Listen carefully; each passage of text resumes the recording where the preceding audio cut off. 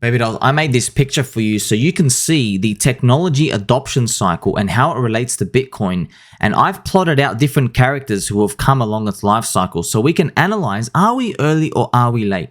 Now, if you have to ask, are we early or are we late? That means you're late. I'm just telling you right now because you definitely are questioning whether or not it's true. You see how it all started? I'm going to go and zoom in. Baby dolls, it started with Roger Ver. Look here on the bottom left, okay? It started here with Roger Ver in the bottom left, okay? Roger Ver bought Bitcoin at $1, okay? Bitcoin was bought by Michael Saylor at $60,000 on leverage, okay? Michael Saylor is not an early innovator, okay? Roger Ver is. Roger Ver was. He bought 400,000 Bitcoin at $1. He was the enthusiast, the real enthusiast, the one who really believed. He started at the beginning, right? Now, there were others with him, but very, very low amount of people who did that. Then came the visionaries. As you can see here, we have Da Vinci, we have Andreas, and then we even have Richard Hart, right?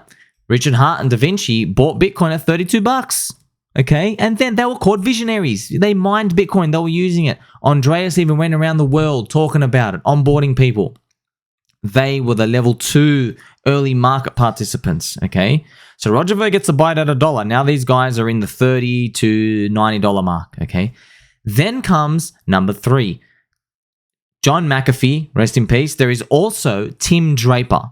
They were both coming in the pragmatic early majority section. They were the ones who pushed everybody into the early majority because everyone's like, yeah, these guys are cool. They get it. They linked everyone in. This was also known as the last proper Bitcoin cycle was here. Bitcoin did 100x from $200 to $20,000. Yes, believe it or not, Bitcoin actually did 100x once point, and that was the early majority. They're called pragmatics because they were talking about a better money system. It goes, everybody will choose this naturally because it's just a superior form of money, better than what the governments can provide, and it makes it more competitive. That was their interpretation of it, and they were linking the crazies. They were linking the crazies with the early majority, and that's how we move to that next chasm.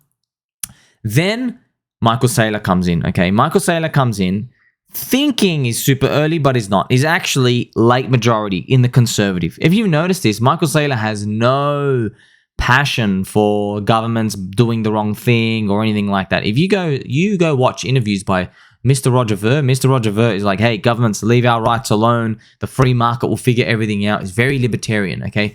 Michael Saylor wants to do some weird Bitcoin mining council, all these other stuff. Now it's not early visionary stuff, man. It is more conservative type of thinking. Even though we're like, hey, how's this conservative? But that's the truth, okay?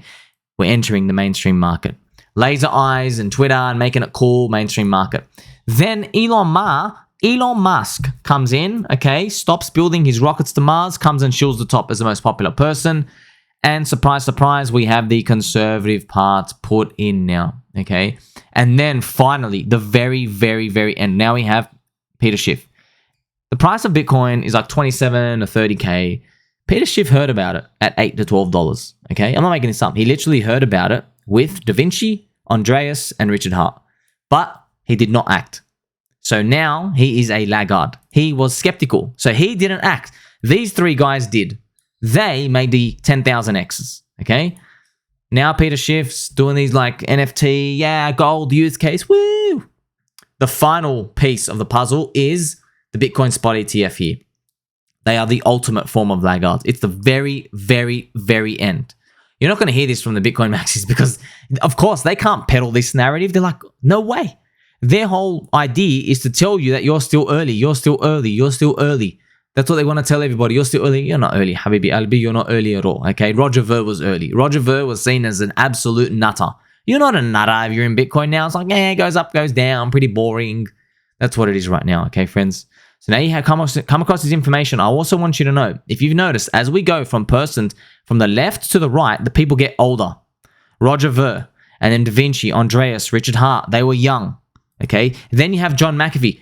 John was young at heart. Okay, some of the stuff he does would outdo any of these young people. Go watch some of his documentaries, okay?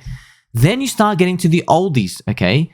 Then you start getting Michael Saylor, old, all right? Elon Musk, he's really an alien. He's probably 3,000 years old, ancient, probably living multiple lives here, okay? And definitely Peter Schiff, gold, as old as you can get. You noticed we're now onboarding older and older people on average as it's coming in. And the final oldies we're going to put are the skeptics with the government. Okay?